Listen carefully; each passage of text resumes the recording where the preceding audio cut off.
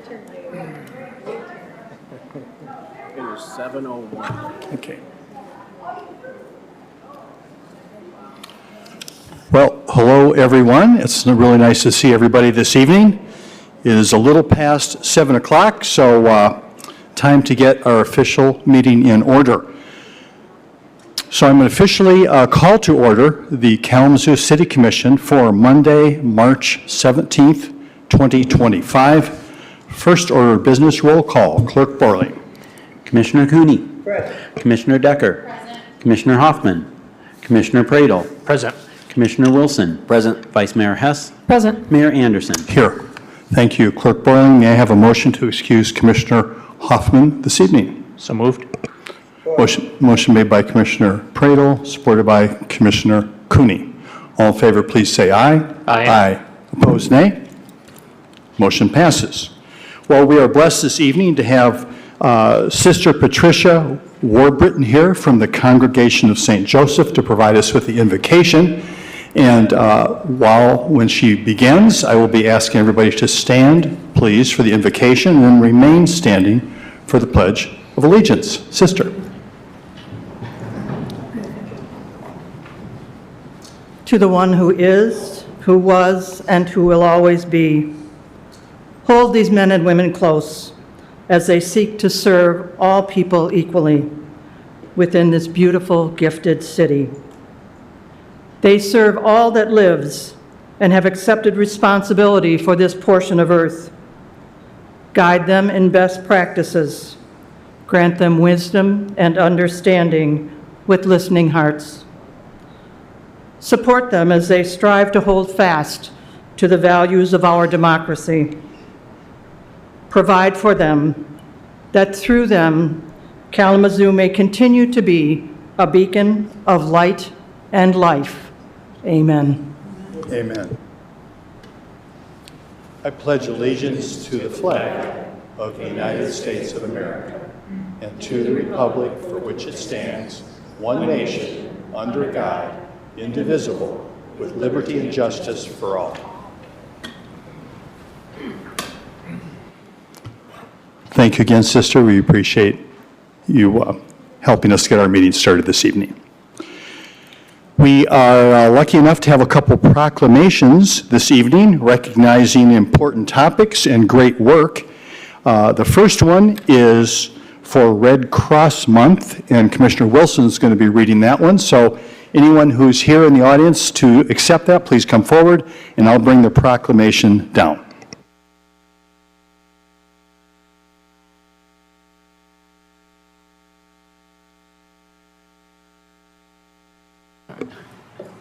All right, thanks, Mayor, and good evening, everyone. March is Red Cross Month. Whereas this March, we celebrate American Red Cross Month by recognizing the compassionate acts of people in Kalamazoo and by renewing our commitment to lend a helping hand to our neighbors in need. And whereas since Clara Barton founded the American Red Cross more than 140 years ago, generation after generation has stepped up to deliver relief and care across our country and around the world, bringing out the best of humanity in times of crisis.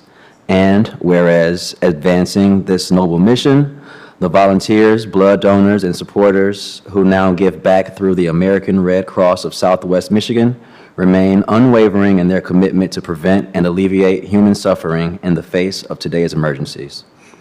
And whereas in the Kalamazoo area, just this past year, hundreds of Red Crossers in our community provided relief to nearly 150 people displaced by disasters, installed smoke alarms to make 60 residents safer from fires, supplied life-saving CPR, first aid, swim safety, or other trainings to more than 4,400 residents, connected 40 local U.S. service members with assistance to be with their families during times of crisis, and held 289 blood drives that provided more than 8,300 units of critical blood to people in need.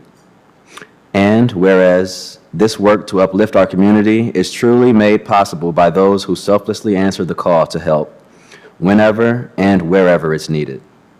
We hereby recognize this month of March in honor of their remarkable service, and we ask everyone to join in their commitment to care for one another. Now, therefore, on behalf of the 55th City Commission and our Mayor, David Anderson, I do hereby proclaim March 2025 as Red Cross Month. I encourage all citizens of Kalamazoo to reach out and support its humanitarian mission in the city of Kalamazoo.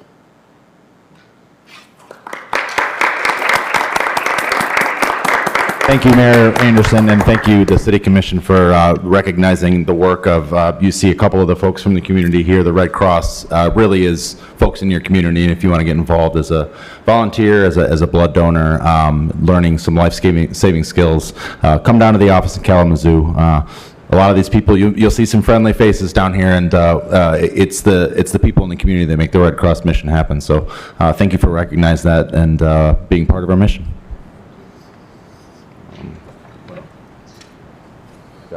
We got our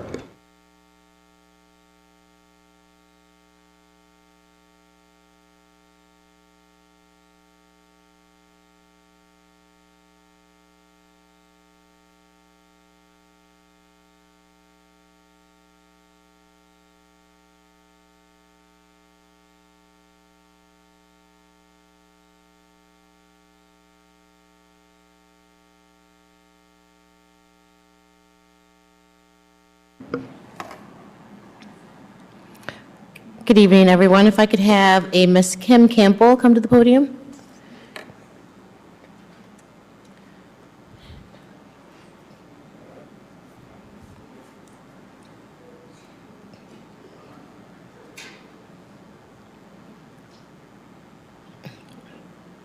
Save Soil Day, March 21st, 2025. Whereas Save Soil is a global movement launched by Sadhguru, uniting world leaders, visionaries, influencers, and citizens of all nations behind a common purpose, to restore and safeguard the world's soil. And whereas, in an effort to raise awareness and activate support from leaders and citizens alike, Sadhguru went on a 30,000-kilometer journey as a lone cyclist, covering 27 nations over 100 days in 2022. And whereas Save Soil aims to address the global soil crisis, recognizing that 52% of the world's agricultural soils are already degraded, and by 2050, 90% of Earth's soil could be degraded. And whereas addressing soil degradation issues would bring solutions for the loss of biodiversity, nutritional deficiencies, food security, water scarcity, climate change, and mass migration. And whereas the proposed solution is to advocate for policies across all nations towards soil restoration and aim to increase organic matter in agricultural soil to a minimum of 3 to 6%.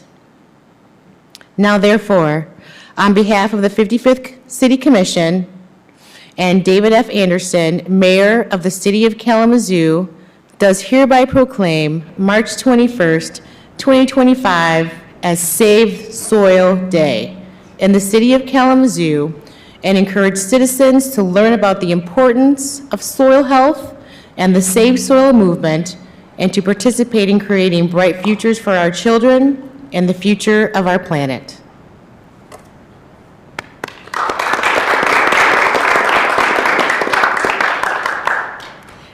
Thank you. I'd just like to all encourage you to go to the Save Soil website, consciousplanet.org/Save Soil. You can sign up to be an Earth Buddy. And we also appreciate you encouraging our governmental leaders to enact policies that will help us save soil, increase the biodiversity of our soil so that we can feed future generations. Thank you.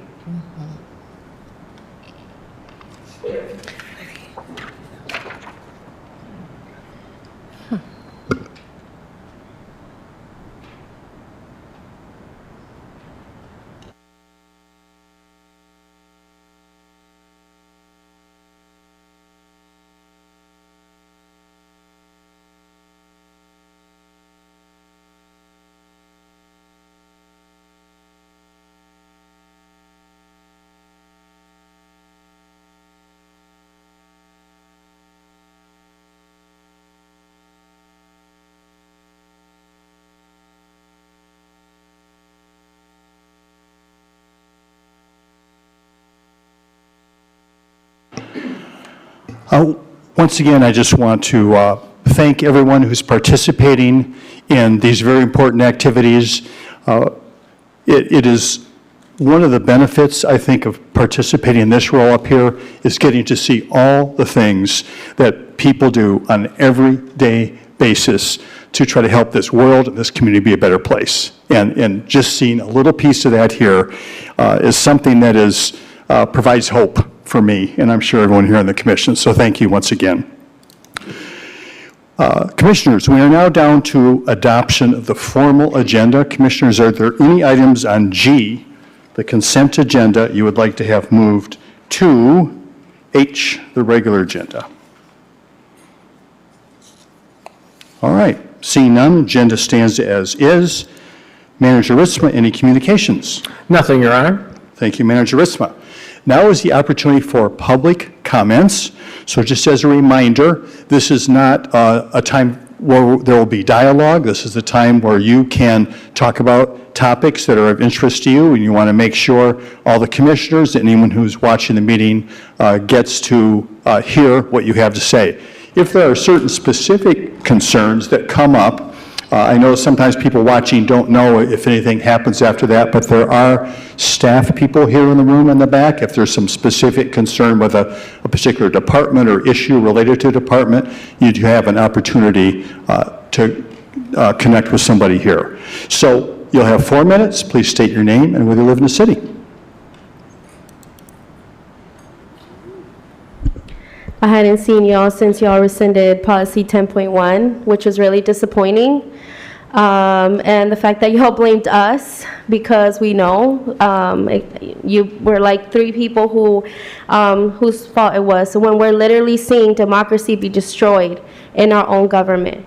Okay, I just drove past, I've been gone for a while, and I just drove past where you're supposed to put the arena, and it's disappointing that none of this community, nobody in Kalamazoo wanted that arena, and yet here we are. We're gonna get an arena because the rich folk who have you in their pockets, that y'all cater to, want that. Arcadia's being redone, homeless people are out of there. Like, the Foundation for Excellence is there for what? To guard your golden goose egg for later? For when gentrification is successful in this city, once you don't have any soil because you want to destroy 209 East Stockbridge, for what? A minimal amount.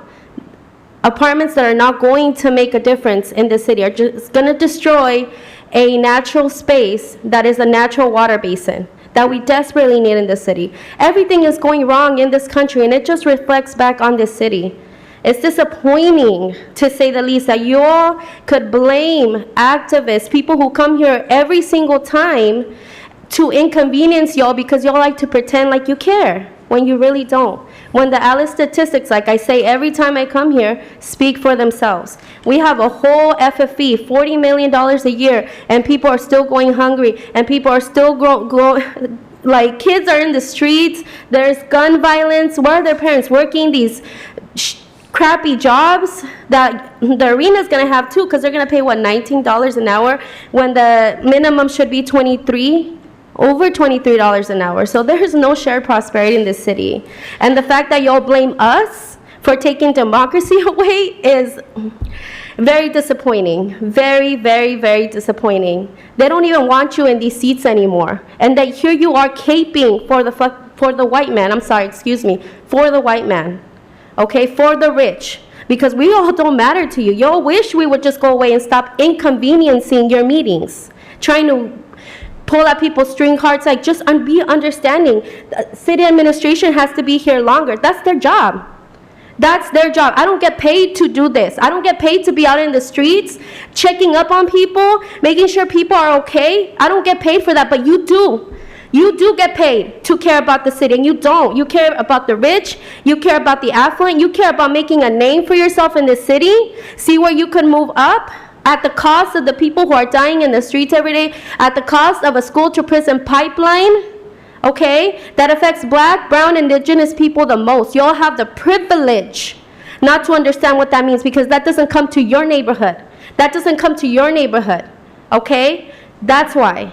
So I'm very disappointed because democracy is being taken from us as we speak by the President of the United States of America. You all are no different than that. Because why? Because this is not a sanctuary city. There's no safety net in this city anymore. It's all for the rich, it's all for the affluent, and F everybody else.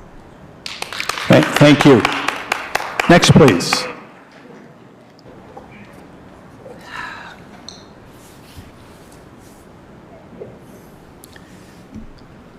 Charles Hanna.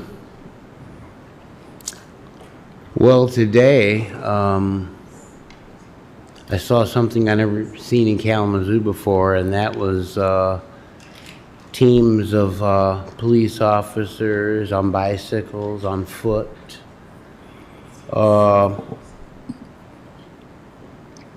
And it's unfortunately much needed, you know. Last night, unfortunately, we had a gentleman, and a young man, 21 years old, didn't make it. You know, he was shot and killed on Shoppers Lane. There was another shooting on G Avenue in Simmons. I think the woman survived. But, so for them, that it didn't come soon enough. But I do appreciate this added police presence very much, because it's very dangerous down here. And if you spend a couple minutes, you'd know that. You'd know that, you know, the stuff that doesn't get up, that doesn't make the news, you know, the Jodys, you know, that froze to death, you know, in a wheelchair, that had run out of electricity, and it was very, very cold.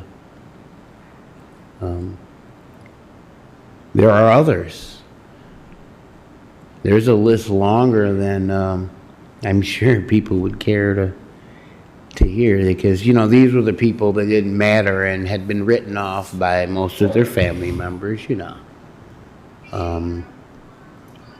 Mental health doesn't get talked about enough, but that's what's driving all of this, okay?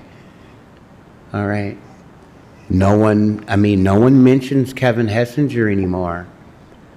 You know, that was a stain on Kalamazoo. This gentleman coming in from college, thinks he's gonna see his folks, gets off the train, goes into the bathroom, only to be murdered, okay, by someone who should still have been in the state hospital. But oh wait, that's right, Engler shut every state hospital down except for one. Wow. So we need to focus on stuff that's true too, and not forget how we got here. Some of us are old enough to remember, you know. Unfortunately, a lot of us don't have a lot of time left, you know. You get a little, that's the thing about it, you know. You get old, you know, you don't matter anymore, unfortunately. But I do want to appreciate the efforts of the added law enforcement presence. That matters. I take public transportation, okay? And a lot of other people do too, and depend on it. You know, we very recently had someone shot. Thank God that person's been apprehended, okay? So we just want to keep trying to move forward and get better. I don't envy the position that you guys are in. I don't. I'll say that. I can be honest about that. It's tough. Tough stuff. Appreciate you. Thank you. Thank you. Next, please.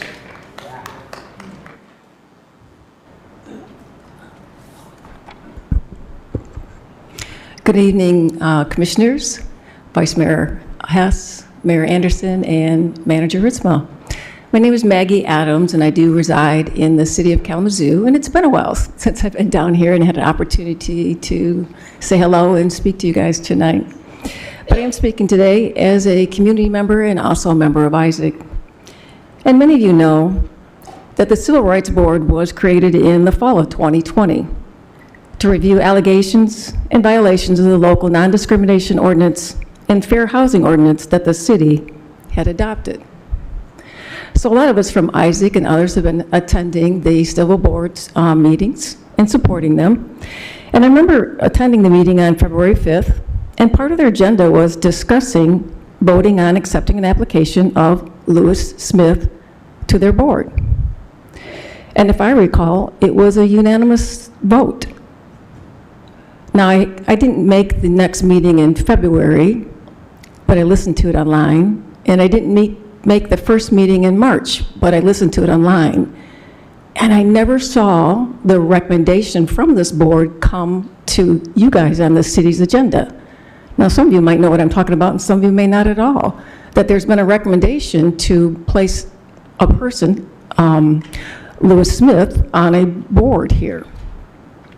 So then I was coming down here tonight, and I checked the agenda, and again, it's not on the agenda. That's 3 opportunities for you guys to see this recommendation from the Civil Rights Board. And so now I'm standing before you and just saying, why? Why is it not on the agenda? I know their next meeting is April 2nd. You guys don't have another meeting now until April 7th.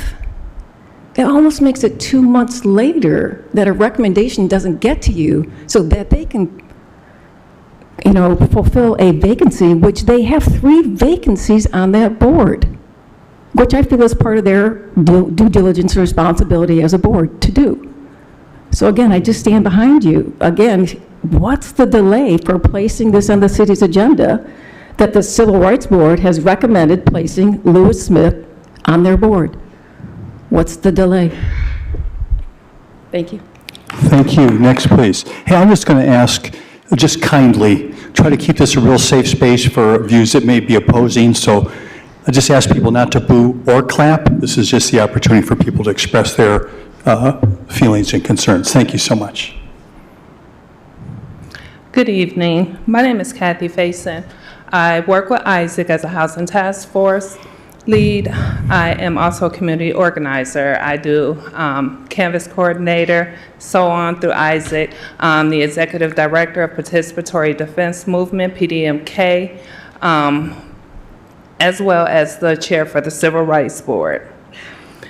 I'm coming today because we have definitely been working on edits. Those edits were passed off to the city attorney, which we are still waiting for as far as our edits, your edits of our edits.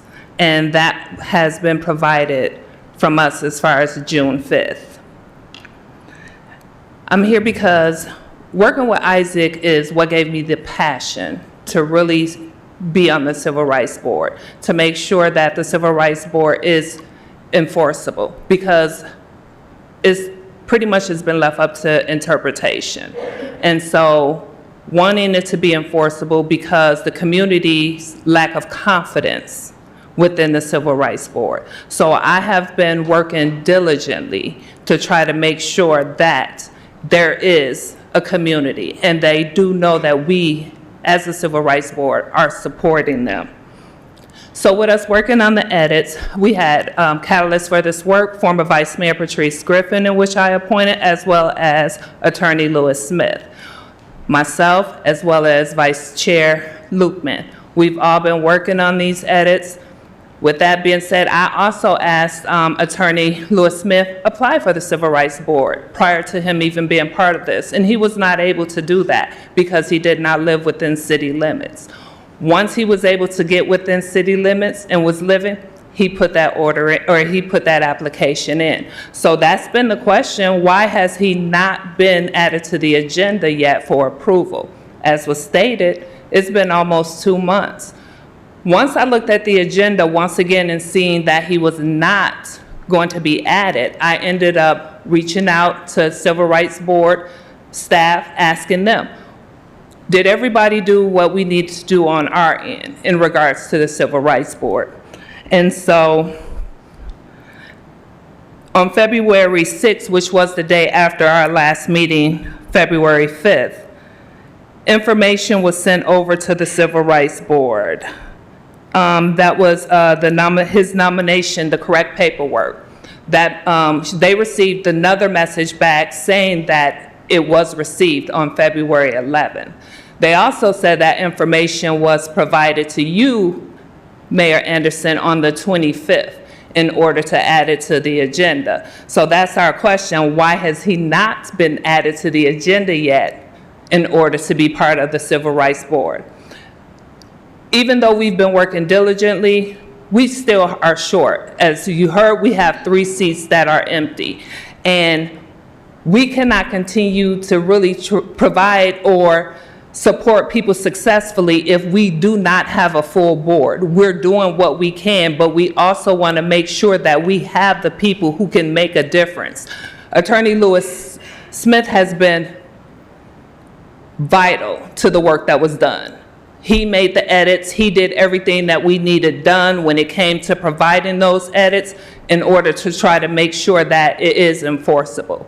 I think he will be an asset to the Civil Rights Board as well. He is currently actually the county's attorney. So yes, he will be. So the one thing I'm going to continue to lift up is listen to the voices of the community. Make sure that you are hearing us and what it is that we are asking. Thank you. Next, please. Good evening to our mayor, our vice mayor, city commissioners, and staff. Hello, my name is Charlotte Davis, and I am with Isaac. We know that so much is happening nationwide, statewide, and also locally. And as we are thinking about local, we are discussing and having conversations about advocacy and how all of these are intertwined, national, statewide, local. We at Isaac have been attending the Civil Rights Board meetings since the beginning, and I appreciate all of the hard work that our committed chair, our vice chair, board members, city staff, commissioner liaison, and committees have been putting in.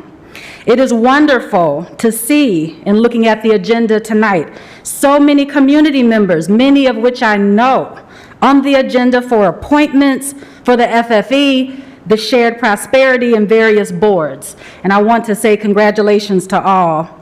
But I too am also holding concerns. In looking at the agenda tonight, I am wondering also why the Civil Rights Board's recommendation for applicant Lewis Smith made during the February 5th meeting has not been put on the City Commission agenda. The CRB, as mentioned, has 3 vacancies, but they are working tirelessly. So why would a recommended applicant not be added to the agenda tonight, or even beforehand, especially knowing the history of that board and the importance, and knowing how important it is now more than ever? In thinking about all that is going on, I have to lift and honor the many emotions that I know a lot of us might be feeling. And so the book Stride to Freedom came to mind, and I wanted to reference that. Late one night in January of 1956, Dr. Martin Luther King Jr. felt the darkness of despair after a death threat via phone. And he thought of his wife and his first baby daughter being taken from him. And he said, I was ready to give up with my cup of coffee sitting untouched. I tried to think of a way to move out of the picture without appearing a coward. In this state of exhaustion, when my courage had all but gone, I decided to take my problem to God. And with my head in my hands, I bowed over the kitchen table and I prayed aloud. I am here taking a stand for what I believe is right. I believe the cause we are fighting for is right, but now I am afraid and the people are looking to me for leadership. And if I don't stand before them with strength and with courage, they might too falter. I have nothing left. And I come to the point where I can't face it alone. And at that moment, I experienced the presence of the divine as I have never experienced God before. And I could hear the quiet assurance saying, Martin Luther, stand up for justice, stand up for truth, and I will be with you forever. And almost at once, my fears began to go, my uncertainty disappeared, and I was ready to face anything, and he did. So now, as a community, we must come together, and that's all of us. Come together knowing whether we are people of faith or not of faith, if we're people of consciousness, called to act, that we must stand strong, we must stand up for justice, and we must stand up for truth always, no matter what. No matter what we're facing, whether it's locally, whether it's statewide, or whether it's nationally. And may we do what is right each and every time, no matter what, to build the beloved community so that all are held as beloved. May it be so. Blessings. Thank you. Next, please. Hello, I'm Jody Dozeman. Are we still announcing our name and address? I'm Jody Dozeman. I live at Lodge House. It's getting nicer and nicer every year. Anyway, I was talking about a spaceship. I had an experience where I was going to be baptized. And I was telling my friends there was going to be a white lion born on my baptism. I also told social workers and ministers, or one minister, and it happened. My friend Glenn Cornelius come to my baptism dinner all the way from Jackson and showed me a front page newspaper article of a white lion born that day. I mean, the possibilities were just realistic that it could happen. I never gave up. The spaceship, I was at the KVCC classroom and I had put all my stuff in my pockets to go to school, my keys, my lighter, just little trinkets, so I could get into my book bag that I keep padlocked up and get my homework out. Well, I got to class, time to get the homework out, I couldn't find the key, so I emptied everything out of my pocket. No key to be found. I put everything back in my pocket, sat at the table a minute and thought, that key was next to the lighter. I emptied my pockets again and there was the key. I unlocked my book bag, I turned in my homework, and I just was amazed. Because if I'd have rabbit-eared my pockets, there wouldn't have been anything in there. There was no key or anything in my pockets. So I believe in the possibilities. I just don't know how it's going to happen, when it's going to happen, but there's stories that go with it for my people, my companions. That's what I call them. Boy, would it be nice, somebody to be with you that's going to help you build something up, do something good for you, you can trust. And my God, it's still hard here. Being homeless was hard. Thank you for the gospel mission too. Fred Upton's office did a great job when we reported needing help there. And it helps the community's kids, and I think you guys do a great deal of good for the community when you can. But that's what I got for the spaceship, and thank you. Thank you. Next, please.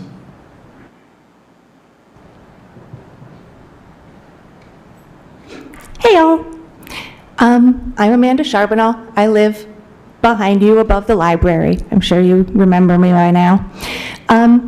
I'm very into accountability, so I learned last week after I talked that y'all aren't allowed to talk back, so I apologized for staring at you quite so long. I wouldn't have done that if I realized that you couldn't talk back to me. But I will also mention that after the meeting, Mr. Leal did give me back the entire box of socks that I left last time. So I don't know that like turns it into a different outcome. So I have a few things to tell you about because now I know you can't talk back. I figured that I would give you an update on the parts of the city that I've been to. About a month ago, Commissioner Cooney gave a very impassioned speech about how he just didn't accept that things would be getting worse. And unfortunately, despite that speech, I'm pretty sure things have gotten worse. This last Friday, a group that I work with, we fed 80 or 100 homeless people down by the Mission. And I learned that the mission has recently changed their policy. They're not letting anyone in with more than 2 bags. And I know that you can't do anything about that. It's a church group. They can do what they want. But for homeless people, the situation is getting worse. Unless they're prepared to throw away most of their belongings, they don't have a place to sleep anymore. And we still don't have a city-run place for them to go. So the gentleman that I was feeding on Friday didn't know where he was going to go because he had all of his stuff in 3 bags. One was bulging at the edges, and there was no way that he could keep the things he needed to stay alive and get it down to 2 bags. And I don't like that. I think that the people that are homeless in this city should have somewhere to go. That doesn't mean that they have to throw away the few things that they actually own. And I think that there should be warming and cooling shelters. I know that we've talked about this a lot, but I have been working with these people every week, and I see the same people every week. But this week there was a new person, and I noticed that he was new because he was 5. He's like this tall. I gave him Jell-O, so he was happy about that, but I suspect he's not particularly happy about being homeless. And I don't know if he had anywhere to go because his parents had a wagon, and I don't suspect that they let wagons in. So I hope that they found a nice place to sleep for the night. I'm sorry, this isn't my most eloquent speech, but I just don't know. I don't know what I can do that's bigger than what I'm already doing. I'm spending like $500 a month giving stuff to homeless people. It's just, I don't have a lot more than that without not being able to pay for my apartment. That said, if there's anyone in the audience tonight that is experiencing problems with homes, I have. Thank you. Next, please.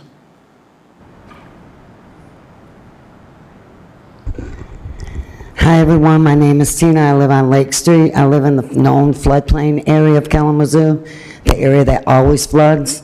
As James Baker calls us, the bowl of Kalamazoo. We get your sewer backups every time it floods. We want to be like the rest of the neighborhoods. We would like to be chosen neighborhoods that when it rains, you don't have to worry about flooding. You don't have to worry about, am I going to be able to get out to get to work? I work 2 jobs. Am I going to be able to get out to see my babies at school? Am I going to be able to get out? Am I going to be able to get back home? 209 Stockbridge is coming up again. And that is the last natural green space. That's it in my whole neighborhood. We have lots of wildlife that lives there. It's a swamp area. I know you're tired of me saying this over and over again, but this swamp area keeps our homes from being underwater, just like the ones by Upjohn Park, or the people who live by the ponds. You guys add water to the ponds all the time. That's not right. Your storm drains by the ponds are never cleaned. They're always covered in debris. Your storm drains is what floods our streets out. You fix storm drains everywhere else. Why can't you fix them in our neighborhood? Why can't you do something about this? I've been here all my life. I've been to every city commission meeting for 7 years, every single one. And I work 2 jobs, but I still come down here and ask you to do something about this flooding. No home should get sewer backup in their basement every time it floods. And the sewer should not be backing up into the groundwater that you give people to drink. Your expensive water. Now, I know you guys aren't going to do nothing. I'm preaching to the choir because you don't care. You've showed over and over again you don't care. You want to build affordable apartments in the little woods next to me. You're going to do me like you did the senior apartments on Rose Street, where you took those 2 houses. They have nothing. You have crammed this big, huge building in by 2 little homes. So does a homeowner in Kalamazoo not mean anything? We do pay taxes. And about crime, crime is outrageous. I have the sirens and scanners, so the news don't tell us what's going on, but we find out that way. There was a couple shootings. There was a 12-year-old girl that got shot. A 12-year-old girl got shot. Crime is down. You just had a person try to burn up another person at the library today while they were sleeping underneath the blankets. And now I hear you close down the state hospital. Is that why we have all these problems? Because there's nowhere for anybody that needs help. You know, people do need help. There's nowhere for them to get help. Nowhere. So you just stick them out on the streets and tell them to fend for themselves? How is that? Kalamazoo should not be like this. Kalamazoo used to care about people. People on these boards years ago that worked for the city used to really care about the residents. It doesn't matter how much money you have in your pocket at that time. It's all about the money to you guys. You throw away all kinds of money, but you never fix anything. You have people living out in the streets. You don't even have a shelter. If you want to build apartments in my neighborhood, why don't you build it at the old DHS instead of giving it to one of your rich people, one of your rich buddies, to build condos or something on? Arcadia Creek, perfect spot to build low-income apartments, not just 10 out of 80, the whole thing. Perfect spot. They need something to eat, they don't have any money for food, walk across the street to the Mission. But you don't want the homeless downtown. You want to cram them any way you can. You need to start doing something for people. Kalamazoo needs to do better than that. Thank you. Next, please. Good evening. My name is Matthew Allen. I live downtown. My wife actually just talked to you. She gave you a bunch of socks, and overall I'm pretty disappointed in the receipt of all that. The fact that she asked the bare minimum and you guys didn't do that is pretty telling. So I'm not going to stand up here and try to reiterate all the points that were made tonight. Everyone who has spoken here is much more eloquent than I, much more passionate, and dealing with a lot of these things in a lot harsher of a way than I am. What I am going to say is that I am not going to try to appeal to your sense of heartstrings or humanity or feeling good about this stuff. I will appeal to your sense of career progression and political prospects. From my understanding, we have elections coming up in November. I think there's a few commission seats and a mayor position up for election. That is 8 months. That is 8 months which I, and I'm sure a lot of other people who are here, will be watching what each of you are doing. A lot of people have brought concerns to this council meeting day after day. I'm not going to beat a dead horse over houselessness. I'm not going to beat a dead horse over mental illness. These are all things that you're aware of. There's no question that you're aware of those things. And the fact of the matter is that if you wanted to fix them, you would have fixed them. Now you have an 8-month timer to fix those things. It's up to you. I'm going to be watching, and if I don't see the things that I like, increase in shelters for people, this woman's flooding taken care of, as well as any number of other things that have been brought here on any number of occasions, I will be doing everything in my power to unseat the people who have not been working towards that. So, I just reiterate, November 4th, that is elections, maybe not for all of you, but maybe for some of you. And if you're not doing the things that this city needs you to do to bring back the prosperity of this city for everyone who lives here, not just a select few, then there will be political consequences. So I think that's all I have to say. I will say that between me and my wife, I'm the nicer one. So just take that into account. But anyway, 8 months, tick-tock. Thank you. Next.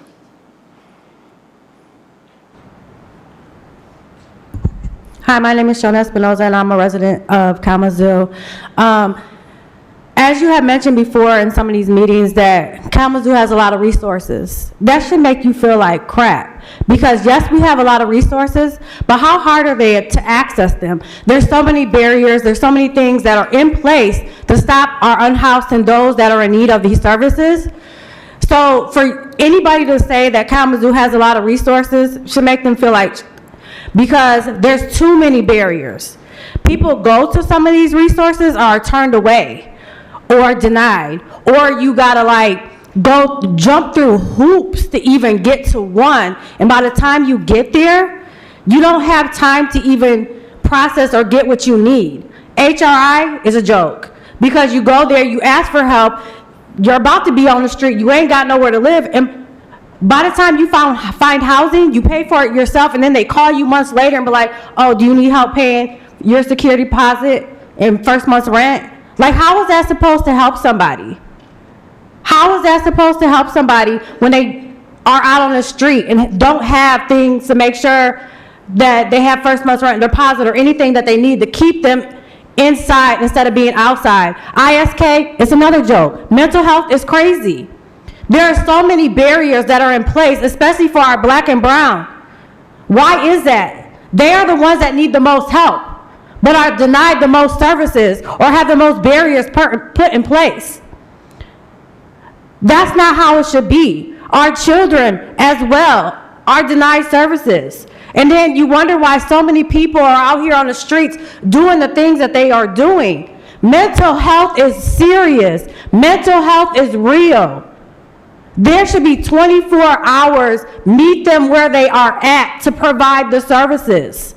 If they had housing, that's one less thing that they have to worry about or deal with safety. It is not safe out in these streets. Imagine being a child out in these streets and you're supposed to have a home with an adult keeping you safe, but because they have mental issues or personal issues, lost a job, health issues, something that could happen to anybody to put them out on the streets, their children should suffer. That's not fair. You as a commission need to get it together. Be out here. Do what's needed. Stop building things that's not necessary. Put that money where it should go. Do y'all not see the administration that is in power right now? We need y'all. Do we trust y'all? No. That's why when election come up, there are going to be so many people that want to unseat y'all. Because y'all are not here to protect us. We already see what you guys do with the unhoused and make sure that those that are low income, they aren't being protected. There's no safety net. There's nothing to make sure that they're not slipping through these cracks, being out on the street. There's resources, but there's not, first of all, there's not enough of them. There's too many barriers. There's no way to access or get there. So that should be y'all job to make sure that that happens. Do y'all job. Do y'all job. It's not our job to do y'all job. Y'all wanted this job. Y'all wanted those seats. Stand up, do your job. That is what you're supposed to do. Stop letting us down, because we can't count on y'all. We have to count on each other. That's sad. That's pathetic. Do better. You're a whole grown white man. Use your whiteness to help us. Thank you. Next, please.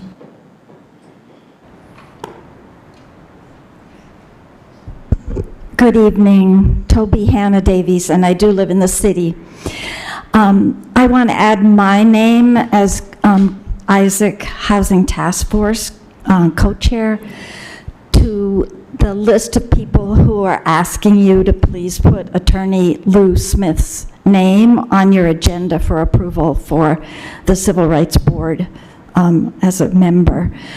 In 2020, in September, we were all so very pleased when you, who were there then, unanimously approved the Housing Equity Ordinance that protected classes of people that were not otherwise protected in this country, a lot of the country, but in this community, from being rejected from housing.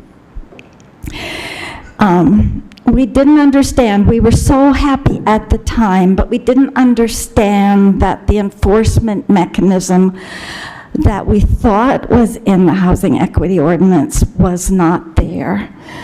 So that means that ever since September of 2020, there has not truly been enforcement for our wonderful housing equity ordinance. It's beautiful words, important and powerful words, but the Civil Rights Board was designed to enforce them. And so I'm asking all of you, please, to ask your legal department, Attorney Leal, and the rest of your legal department to figure a way to enforce the housing equity ordinance.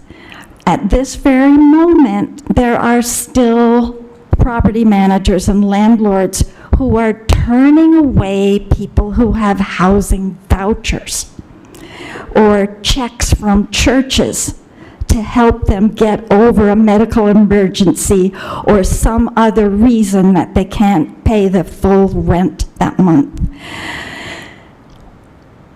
Our housing equity ordinance says that is not legal for landlords to turn away everybody who has another source of income.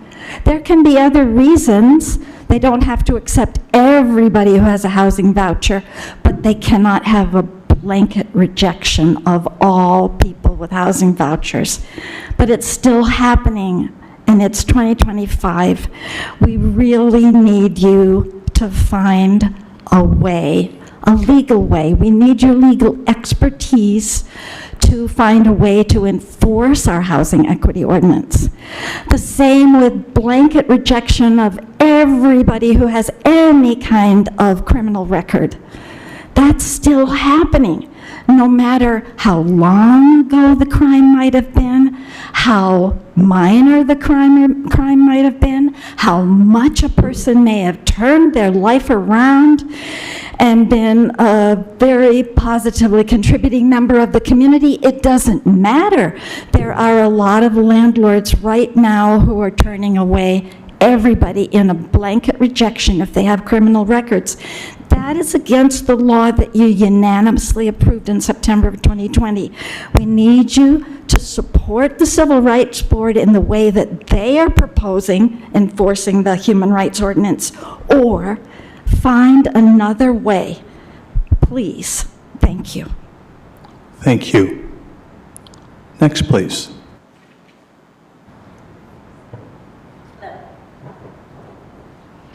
My name is Lana Steyer. I'm going to talk about something really different.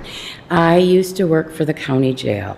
It is the most disgusting place there is. Now, a lot of people that get put in the county jail are mentally ill. Between 1970 and 1972, all of the mental hospitals were closed per the mayor, per the governor of Michigan.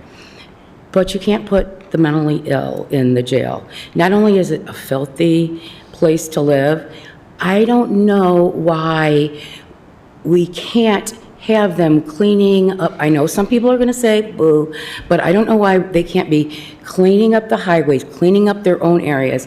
When I worked there, there's no windows, nothing. I was their bright light, and it was only because I sang to them, but and passed out medication. There were so many of them jammed in one place. Now, I never wanted to know what they did. It's, you know, I'm not their judge or jury.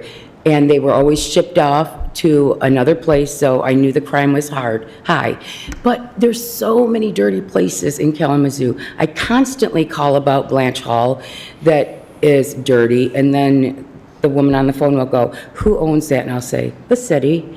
And then I'll call on places on Cork, and they'll say, who owns that? And I'll say, the city. There are 7 stretches of sidewalk that is missing on South Burdick close to Kilgore. So I guess what I'm saying is that the county jail is a dirty hole. And instead of just keeping these people locked up, give them a purpose. I mean, you know, we have policemen on horses, they can be on RVs, they can, or whatever they're called. You know, they can be housing and just take the least of the least crime person that, that's going to get out in a couple months, and have them clean it. I mean, and pay them a little bit. The places that they get to work is the kitchen and laundry. That's it. Again, no windows. And it's just gross. I mean, it's disgusting. And I did bring it to somebody's attention who then left. It doesn't matter who it was, but it just needs to be looked at. Maybe if one of you guys went in there and looked at it and thought, God, would I like to live here? Yes or no? Because I know you would not want to. I don't want to live there. And I didn't work there very long. Why? Because I didn't want it to take away my humanity. That is why I didn't work there. Thank you very much. Thank you. Next, please. Seeing no one else, I want to thank everyone that took the time, made the effort to come here and provide us with some public comments. We're going to continue on our agenda now. Next is the consent agenda. Manager Ritzma. The following items are presented for approval. First is the approval of a sole source purchase with Consumers Energy for the design and installation of three-phase power at the Farmers Market Multipurpose Building in the amount of $103,008.50. Next is the approval of a professional service agreement with Stantec for water rate and water financial consulting services in the amount of $109,915. Next is the approval of a contract extension with Earthworks Lawn and Landscape for 13 and 26 frequency 2025 property mowing in the amount of $168,760. Next is the approval of a contract extension with Kindle Electric Incorporated for inventory and non-inventory electrical supplies in the amount of $250,000. Next is the approval of a sole source purchase with Collier Geophysics LLC for airborne transient electromagnetic surveys of 5 City of Kalamazoo well fields properties in the amount of $277,006. Next is the approval of a contract extension with Monoform LLC for manhole rehabilitation by lining in the amount of $930,870. Next is the adoption of a resolution authorizing the submission of a State of Michigan Department of Natural Resources Land and Water Conservation Grant application in the amount of $500,000 and commit $500,000 in match funding, as well as $326,400 in additional funding to complete the grant scope for projects at Millen Park. Next is the adoption of a resolution authorizing the submission of a State of Michigan Department of Natural Resources Trust Fund grant application in the amount of $400,000 and commit $667,600 in match funding, as well as $182,500 in additional resources to complete the grant scope for projects at Millen Park. Next is the adoption of a resolution authorizing the submission of a State of Michigan Department of Natural Resources Recreation Passport grant application in the amount of $150,000 and commit $318,700 in match fundings, as well as $92,600 in additional funding to complete the grant scope for projects at Millen Park. Next is the approval of an extension with the Road Commission of Kalamazoo County for 2025 township manhole adjustments and casting replacements in accordance with the open term memorandum of understanding with the Road Commission of Kalamazoo County in the amount of $358,900. Next, the approval of the Fourth Amendment to the Services Agreement between the City of Kalamazoo and United Way of South Central Michigan for the reallocation of existing funding. Next is the approval of a Housing Development Fund grant agreement with Community Homeworks for the Code Enforcement Repair Program in the amount of $138,000. Next is the acceptance of a 2024 Justice Assistance Grant award in the amount of $109,768 from the U.S. Department of Justice to purchase mobile video recording equipment for frontline patrol vehicles and approval of a budget amendment. Next is the approval of the following nominations for appointment and reappointment to the Foundation for Excellence Board of Directors. the reappointment of Jamari Bogan as an at-large director for a 3-year term ending on May 31, 2028, and the reappointment of Mary Balkema as Housing Stakeholder Director for a 3-year term ending in May 31, 2028, and the appointment of Reverend Christine Westbury as Faith-Based Organization Stakeholder Director for a 3-year term ending on May 31, 2028, and the appointment of Sarah Drum as Neighborhood Stakeholder Director for the Vine Neighborhood for a 3-year term ending on May 31, 2028. And then next is the approval of the following appointments and reappointments to boards and commissions. So to the Community Development Act Advisory Committee, the reappointment of Tiana Williams as an at-large member for a term expiring on March 31, 2028. The appointment of Jacqueline Hobson to the as the Edison Neighborhood Representative for a term expiring on March 31, 2028. The appointment of Vivian Segovia Perez as an at-large member for a term expiring on March 31, 2028. Next, to the Shared Prosperity Kalamazoo Organizational Committee, the reappointment of Don Cooney to the Shared for a term expiring on March 31, 2028, and the reappointment of Brenda Hughes for a term expiring on March 31, 2028. And then the approval of the mayor's reappointment and appointments to the following boards: to the Downtown Development Authority and Downtown Economic Growth Authority boards, the reappointment of Kwame Jima for terms expiring on March 31, 2029, the appointment of Rick Searing for terms expiring on March 31, 2029,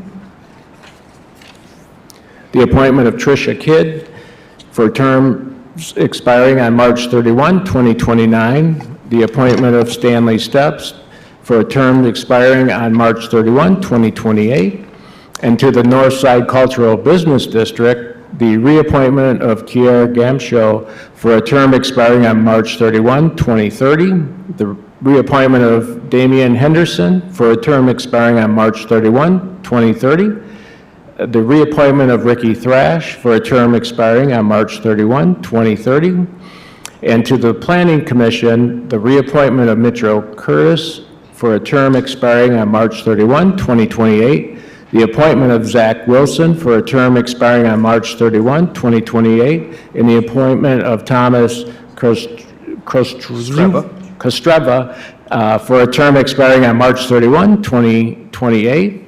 Next is the approval of an easement contract with Consumers Energy for Henderson Park to upgrade the electrical facilities at 1505 Grand Avenue.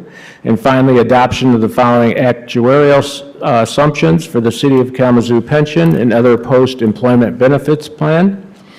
One, the investment return of 7.25%, administrative expenses of 0.75% of payroll, wage inflation of 3.5%, price inflation of 2.25%, and updated proposed demographic assumption changes, and amortization period of no change. Long list. Thank you very much, Manager Ritzma. I appreciate that. Commissioners, the requested action is a motion to approve items 1 through 18 and authorize the city manager to sign all related documents on behalf of the city. Is there a motion? Motion made by Commissioner Cooney. Support. Supported by Vice Mayor Hess. Clerk Bowling, please call the roll. Commissioner Decker? Yes. Commissioner Pradel? Yes, but I'm going to abstain from G. Recipient of the funds is my employer. Commissioner Wilson? Yes. Vice Mayor Hess? Yes. Mayor Anderson? Yes. Commissioner Cooney? Thank you, Commissioners. Items on the consent agenda are approved. Next, reports and legislation. Manager Ritzma. Yeah, thank you, Mayor. First of all, attached to the agenda is a 2024 annual report of planning activities. We do have staff here for questions, but there is no presentation. And then I'd just like to highlight a couple of things in our Department of Public Safety. So the Public Safety Community Policing Unit has been actively educating local businesses, nonprofit organizations, and service providers on how to effectively respond to incidents of active violence. So since January 1st, 2025, the team has conducted 12 two-hour training sessions, reaching a total of 182 individuals from our community. I want to extend my gratitude to Sergeant Workema and the CPOs Brower, Schmeltz, Bagley, Barlow, Crooks, and Gurnate for their unwavering dedication for keeping our community safe. And if you would like more information on the community policing, go to www.kalamazoopublicsafety.org/community-policing. And additionally, I'd like to thank the men and women of the Operations Division for their continued hard work answering calls for service over the weekend. Being that it was St. Patrick's Day, there were over 1,200 calls for service. And I was able to participate in a ride-along Friday evening, and I can attest to the work that's done on the streets of our city every day and the professionalism of our officers, and it's much appreciated. So that is concludes my manager's report. Thank you very much, Manager Wisma. I appreciate that. We are now down to an item for new business, and so I'll go ahead and kick that off. That's the work of the commission here, and this is just going to be no decisions. We're not aiming for anything like that tonight, presumably. I just want to get us started on this process, have a bit of a community discussion about that, determine how we want to move forward, and we have a reasonably new HR director here at the City of Kalamazoo, James Henderson. I know you've all met James, but he's here with us this evening, and he can help answer some questions as we get into that discussion. So, Commissioners, I guess I'll just pass it over to the General Commission in terms of how we want to move forward together. One thing I will say is that in the past, we've been through this. We have appointed a subcommittee, which would be 3 people to not be a quorum, that might work with our HR director, who will be helping facilitate this undertaking and come back to us with some kind of proposal that we could vote on. So, thoughts? Who'd like to, any particular, yeah, Mr. Pradel. Thank you, Mr. Mayor. In terms of the city attorney search, is this the point where you want us to, I'm sorry, city manager search, is this the point where you want us to give feedback in terms of that process? Just for clarification. Yeah, just thinking about, what we'd like, just kind of starting from zero here. What's our preference? Listening to members of the community, just for myself personally, I really feel strongly that there should be a national search for this. I feel very strongly that there should be a national search firm. That should not prevent people locally or people within City of Kalamazoo organization from applying. We've got a lot of really strong individuals internally, locally, but I also love the idea of extending the net to see what great talent is out there in the country to potentially bring here to the city. Put a couple other thoughts as well. I think it's critically important, much like the city attorney search, that we do as much as possible to try to have some venues of community input. And I know we had opportunities to have kind of a meet and greet session with finalists. We had a web page and provided opportunities for people to submit feedback prior to things, and then also make sure to reach out to us beforehand. I feel like that's critically important. Those are the 2 things that are probably the most important for me that I'd love to see us do. Appreciate that. Other thoughts, Commissioners? Commissioner Decker. Thank you, Mayor. So I definitely do believe that there should be a search. When we think about when we were looking for our city attorney, we did have MML work on some of those things for us and kind of do that search. And I don't really think that, when they first started, that they brought a lot of individuals towards us, which meant we had to go back to the table again. Speaking with our HR director just last week, And, I think that with some of the relationships that he has and where he's worked at, that he would also be able to tap into some of the, as you say, Commissioner Praedel, some of the national networks too. So I believe that we have an HR department that I believe could be fully capable of doing a search, not just here within the community, but also elsewhere, as you talked about, Commissioner Praedel, to make sure that it is, national. It's not like our HR department would be doing the same things that, say, this national firm would be doing. They would be posting in certain areas that every place that is looking for a new city manager would be. I do think we should have an opportunity to be able to, again, meet some of the candidates as they come in, and also the community, too, because, this individual is going to be working very closely, not only with us, but, really be the face, for the community out there when he's representing, some of the things that we're asking them to do, him or her, or doing some of those things that we are asking them to do. So I feel that, we may be able to, let our HR team run with us. And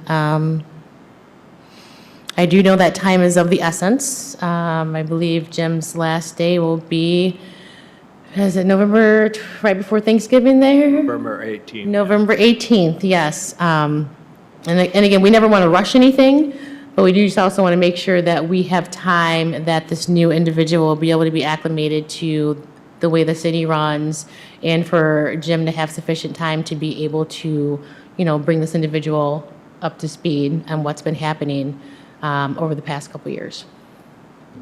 Appreciate those thoughts. Other thoughts, Vice Mayor Hess? Sure. Agreed. And two, that the city manager is the appointee of the city commission. And they are actually the person that runs the day-to-day operations of the city. And I agree that this is an inflection point for the city. This is a time when we step back, we look at what we're doing, and we look at our departments, we look at what's going on within the city, and it's important that we do that homework. But it's also important that, personally to me, as I think and really pray about this situation, that I release the outcome, and that the process will reveal itself. And one thing I learned in coaching when I was coaching at Kalamazoo College was that you have to trust the process. Whatever it is, throughout the season, you trust the process. So I'm going to agree with Commissioner Decker in that I believe that James our Henderson would be able to run an efficient process to identify and find people throughout the country that might be interested in this position. I believe that we could do a good job of identifying the community input, asking for community input. What does the community want to see in a city manager? Knowing where we are at this point. So, I also believe, like Commissioner Decker stated, that our HR department in-house did a successful search for our city attorney. So that's what I think. I wonder if we could put together tonight a subcommittee for folks to work with the HR director as we move forward with this. Commissioner Wilson. Thanks, Mayor. I tend to agree with Commissioner Praedel here. I agree that we need to open the search up nationally, and although we do have great internal candidates and local candidates, I think opening it up nationally and having a third party conduct that search would not only give everyone here the confidence, but also the community, which is very important. Considering we are at an inflection point, and with how much influence the city manager does have on the day-to-day, I believe that we do owe it to ourselves and the community to, do as robust a search as possible. I know that, we have had, some not so much success with certain third-party agents, but I am aware that there are a few more out there that other people have been having success with. So I don't want us to shy away from, using that third party just because of, prior situations. I appreciate that. Commissioner Cooney? So I think Commissioner Prater put it really well. I mean, I think I've been here for a long time of sitting in these seats, and I think we've had excellent city managers. I think that is a critical time right now with 52% of families in the city of Kalamazoo not able to meet their monthly bills, with people in our city now who have lived here for years, who are afraid to go out for fear of being deported, with proposals to cut critical programs that are essential for working people. We need to find someone who is up to the times, who is able to meet the times. So I'm certainly in favor of a national search, and I'm in favor of listening to the community, giving them every opportunity to give input to this important decision.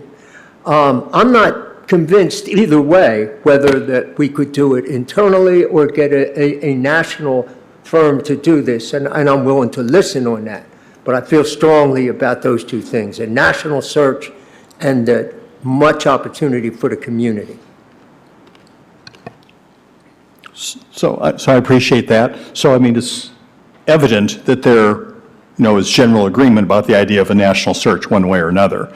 And I don't, just because this did just get added to the agenda, but I wanted to get it started here, I don't want to move to an action item this evening. I think that's premature and not enough lead time. So what I'm going to propose is that, recognizing that there is an agreement on a need for a broad search, would a few commissioners be willing to maybe to work with James Henderson here, our HR director, to come back to let us know specifically what are the components of what we would be deciding about? What are the timeframes look like?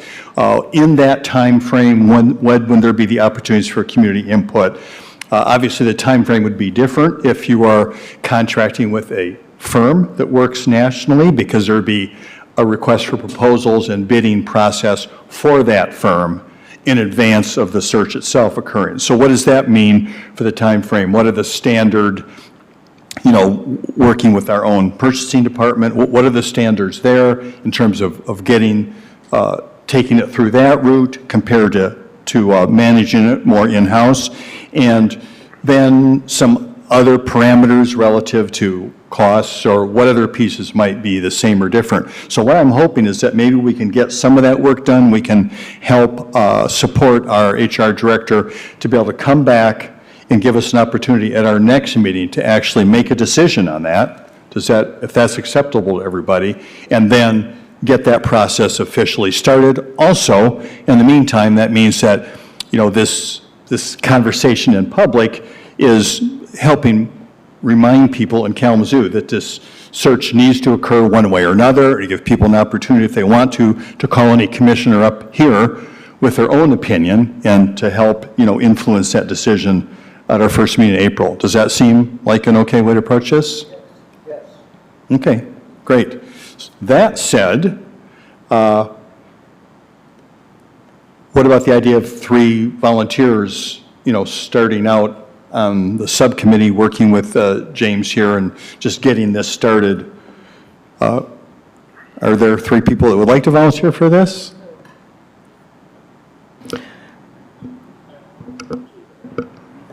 I just want to put out there also that Commissioner Hoffman is also not here. That's right. And Well, I'm just saying interim, not like the permanent through the whole process, just to get us kind of walked through this, just to get ready for our next meeting. I think just for now, it doesn't have to be, this will be the committee that will take us entirely through this process. But how does that sound, Commissioner Decker? Okay. Relative to that, Commissioner Wilson? Okay, these 3 right here then? Are we okay with that? So interim beginning committee, just to, that means you'll have to find a time or 2 between this meeting and the next meeting to meet with our fantastic new HR director and just think about how you want to lay these things out and how it can be brought back to the commission. Is that okay? Are we okay with that? Commissioner Decker, you okay with that? All right, super. So I don't think there's really anything more we need to discuss tonight. Thank you for being prepared and staying here all night in case you need to come forward and answer any questions. But right now, luckily, I guess there aren't any for now, but be prepared to have more of a discussion and perhaps some presentation for us. And it is one of those situations where, you know, the commission itself really doesn't have a vast staff that specifically does commission work. So we look to our folks on the team here at the city who are not necessarily direct appointees of ours, but who can help facilitate this process. And I think we, in the discussions I've had with Mr. Henderson, we have a very, very capable person here who's been through this process, and is really going to help us get it started and help us take it through to hopefully its culmination of selecting a great new city manager. So thank you, sir. Appreciate you being here. I don't believe we need to take any action on this at this point. Do you think so, Attorney Leal? No. Okay, appreciate it. All right. One other thing I wanted to talk about, next item, is just we have an opportunity, you know, we have a great relationship with a sister city, Kalamazoo, in Japan. And one of the things that commissioners do, not all of us, but some of us from time to time, is represent the city of Kalamazoo. You might remember we had a visitor here from Kalamazoo not so awfully long ago who brought us a very nice present from the city and represented her city well, and that's sitting back here in a commission meeting room. And there may be, looks like there'll be an opportunity for some commissioners here to represent Kalamazoo and go back to Kalamazoo early summer, I think. And so what I'm just wanting to just put out there is kind of just for a general sense again here is that not to get into the weeds on it at this point, but I just want to get a sense of the commission relative to the fact that we do have a travel budget for the commission here, that if people are comfortable, you know, with people being able, commissioners to be able to use that for their own airfare to go over, not anything more than the airfare. I think Kalamazoo is they're great hosts, and generally you stay with families when you're there, and they take care of you quite well from what I've heard from people who traveled there before. So it would just be airfare just for the commissioner. If a family member wanted to go, that would be up to the family. But is there comfort with that? I know the time is getting close here to get signed up, so I just want to make sure that the commission generally feels comfortable with supporting that out of our budget. Commissioner Bradel. I feel pretty strongly that we should provide the clarity to just say, you know, instead of instances in the past where some people have been covered and some people haven't, some trips and then not other trips, I just think it's important for us to just kind of set a precedence to just says that, you know, the city covers the individuals who go. The reason I feel pretty strongly about that is because I just don't like the idea of somebody who maybe is on commission and can't afford to do it. You know, they should have just as much of a right as somebody who is affluent and has the means to send themselves. And so I think the more equitable thing to do is for the city to cover the cost of that. That's not to say, like, if somebody has the means to cover it and wants to offer to cover themselves, they could do that too, you know, but I just think it's the right thing to do to just make it where, you know, people are covered. And like you said, I think that if they bring a spouse or a partner or a friend or something, they should have, their friend or spouse should have to cover themselves for the trip, but that's my initial thought. Yeah, that's helpful. Other thoughts, Commissioner Decker? I just have a thought on that, just kind of piggybacking off of what Commissioner Pradel is saying when you talk about making it streamlined, and it's great language. So I think that may be a point for us to actually take a look at that policy and see if we need to update that. I know there were some changes done in November 2024, I think is what I saw, but I don't think it was in retrospect to that. So I think now with this coming up and people having questions, and again, as Commissioner Pradel said, there's a big disparity in that for individuals. You know, individuals up here may have full-time jobs. People don't know. They could be struggling at home just the same.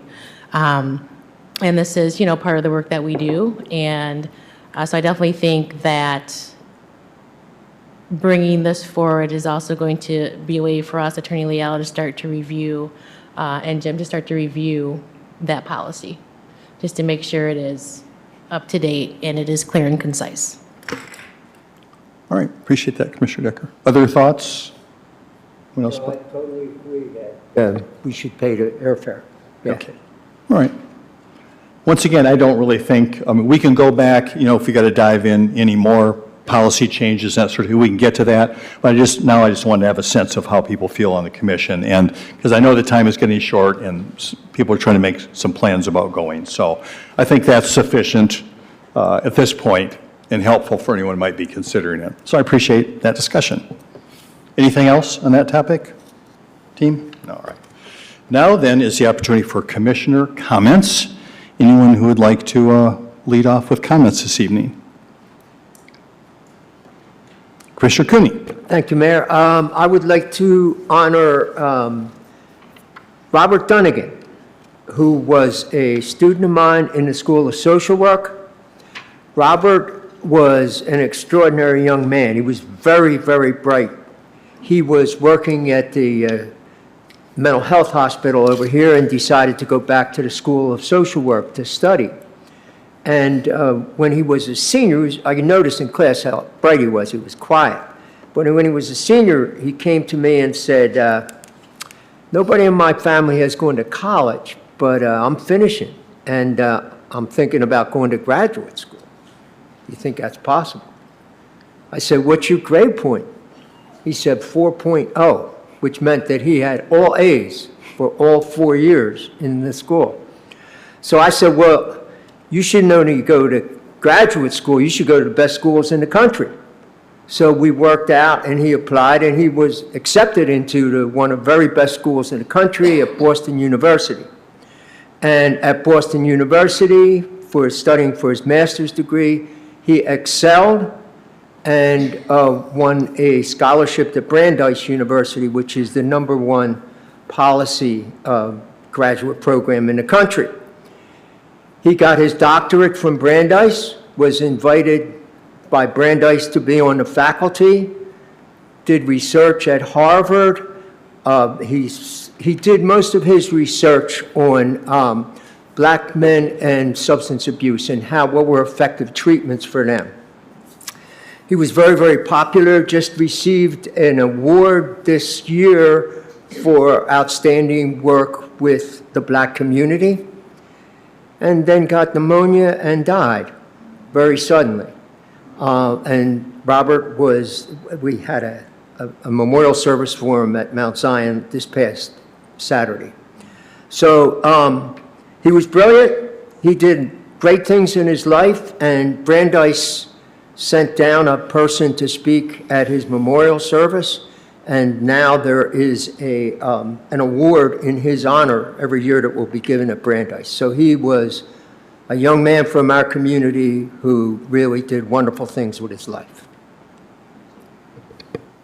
Appreciate that. Thank you, Commissioner Cooney. Other commissioners? Vice Mayor Hess? I'll go. Sure, I have a few just announcement kind of things. Tomorrow, Tuesday night, at Kalamazoo College Fieldhouse, the Imagine Kalamazoo program continues with a meeting for Planet, Planit, and where we gather in groups and help move the planning process forward for what Kalamazoo could be in 2035. Please join us at, I believe it's 6:30 p.m. To 8 in Kalamazoo College Fieldhouse tomorrow night to continue this process of planning our city. I will note that most of the initiatives, over 95% of the initiatives from Imagine Kalamazoo 2025 have been realized. So when a community dreams, this community can make things happen. On Wednesday, FYI, at 1 p.m., when the tornado sirens go off, it is a test. It's a test. So unless there's an actual tornado. So keep your eye on the weather, but they're testing the tornado signals on Wednesday at 1 p.m. Last week, I had an opportunity to sit in on the meeting that's convened by Public Safety for unhoused collaborators in the city of Kalamazoo. At a time when we think that things aren't happening, there are so many things happening. Around that table are folks who collaborate with each other, who say, what do you need? You need socks? I have socks, I can get you some socks. Or there's more than that, but to say what's going on, what has been happening in the community, and what needs to happen in the community to serve our unhoused population. I always come out of that meeting with hope. At the last meeting, a young man came and introduced himself to the group. His name is Jamal Stokes, and his nonprofit is called anewlook.org. It's just called A New Look. The website is anewlook.org. And Jamal cuts hair for the unhoused. And he showed a photo of a man who had just gotten his hair cut. And it moved me to tears. This man had such joy. So people are doing things, and it is us. Yes, it is us. What can we do to help? I know Amanda and her family are out doing what they can do. People have said, what can we do? But I always come out of that meeting with hope, because while the city is not going to solve the problem on our own, we are going to be a part of a collaboration that can do better and that is doing better. We have inspired Jamal to do better. And look for him around the city, making everybody look good. I also had an opportunity to tour the water reclamation plant, as I mentioned in our committee of the whole this early evening at 5 o'clock. Director Baker presented a plan for dealing with our waste from the wastewater treatment plant. What is done out there is complex. It is necessary. It is our municipal duty. If we do nothing else up here, we have to keep things like the water reclamation plant and our Department of Public Safety viable, because they serve 24/7, 365. And I just have to say, I'm so grateful for everyone's service that serves our city in such a way. If you are at all curious about what happens at the water reclamation plant, where a lot of our resources go, and that is a lot of what our city government does. Go to the Public Media Network has a wonderful show, Kalamazoo and You, where Director Baker is on talking about the water reclamation plant and how many gallons of water flow through there on a regular basis and what we are doing. And we are talking about spending millions of dollars in the next several years to work on finding a way to reduce the odor and the sludge and all of the things that we haul away from there. So I'm just grateful to everyone's service on that front. Thank you. Thank you, Vice Mayor Hess. Commissioner Pradel? Thank you, Mr. Mayor. Kind of just touch on the city manager search. You know, I keep reflecting on the fact that, you know, irregardless of how long any of us have served up here, it's still one of the most consequential decisions that we can make. And looking at how long Jim has served in this capacity, and you see even more why this is such a critical role, because as Vice Mayor Hess said, this is the individual who runs the city. And, you know, this is a immensely critical junction for our community, for the world. And, you know, I think this is the right time to try to find that individual who has the drive and the vision to match our drive and vision to move this city to the next level. I still believe, with all the challenges, that we can still be a community that punches beyond our weight, and that can be a leader of communities in this country and show people how it can be done in hard times. With that too, I also think it's imperative to express the gratitude to Jim for your service. It's often a very thankless job, a very difficult job. I know certainly you sometimes, are, I guess, villainized, for different things, but at the end of the day, I know that you genuinely lead with your heart. You do your best to surround yourself with a great team of people that love and care about this work. And any person that's willing to give over a decade of their life to do this job where you get beat up almost every day, but continue to still show up every day and give your best should be noted and appreciated. So thank you for that. Also want to congratulate all the appointees to our boards and commissions who step forward and are standing up to serve. It's so greatly appreciated. That's an underappreciated role as well, because these individuals are volunteers from our community and become kind of resident experts on these different boards of the commission. I serve as liaison to a couple of those, Parks and Rec, but I also serve on liaison to the Planning Commission. There's two people who just stepped down after serving a long time. One is Chair Milliken, who is longtime chair of the Planning Commission, has just done a phenomenal job with that group, but also Sharday Chambers, who is a top-notch, so I want to thank them for their service as well. Lastly, I had a chance to attend the last Imagine Kalamazoo 2035 listening session at NACD last Tuesday. I was only able to attend for a bit because I had my 3 sons with me. Wasn't exactly sure what to expect showing up with 3 kids. I was like, I hope this goes well. I hope they can we can make this work together. And it was amazing to see when they walked in. They had a big stack of markers on the table. They had a little sheet for kiddos to draw an image of what their vision for the future of the city is.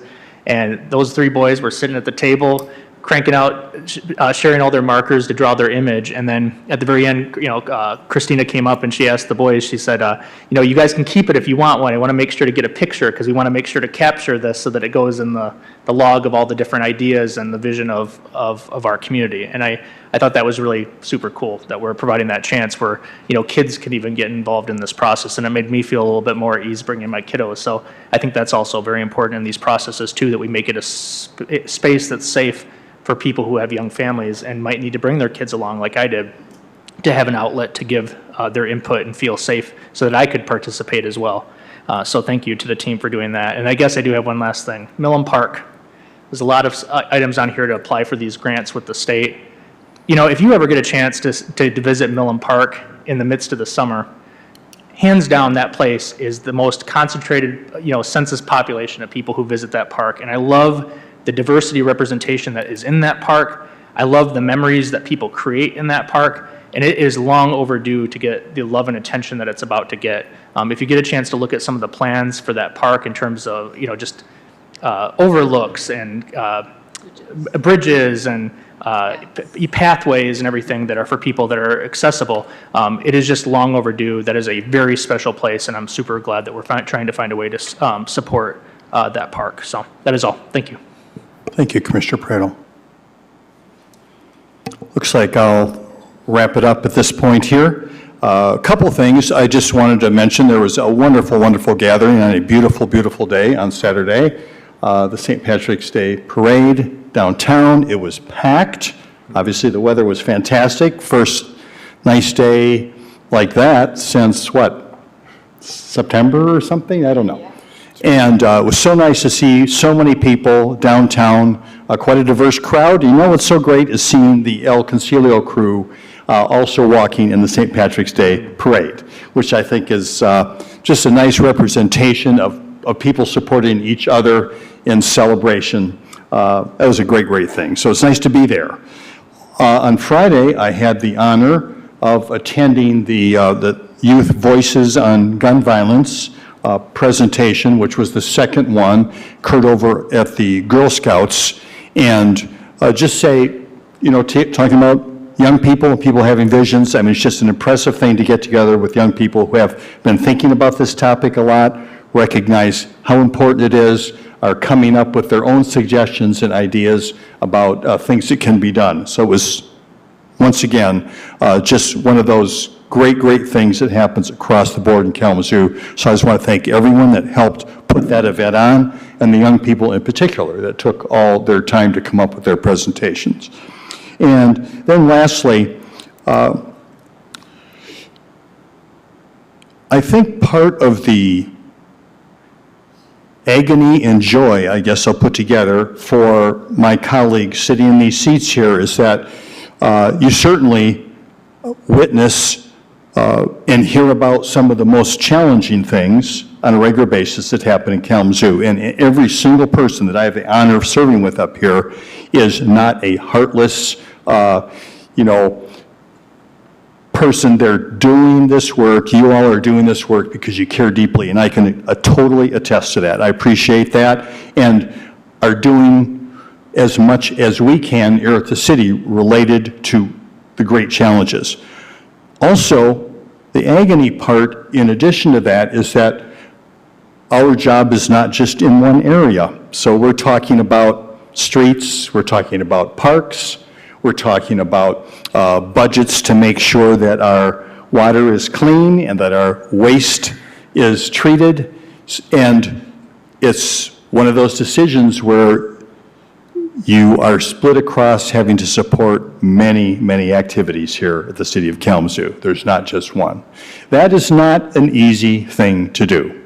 So I just want to say thank you to everyone for having to make, think about that work, keep your priorities together, and still recognize that our job here is to keep many, many plates spinning in Kalamazoo. And when work happens on a park, that's for everybody.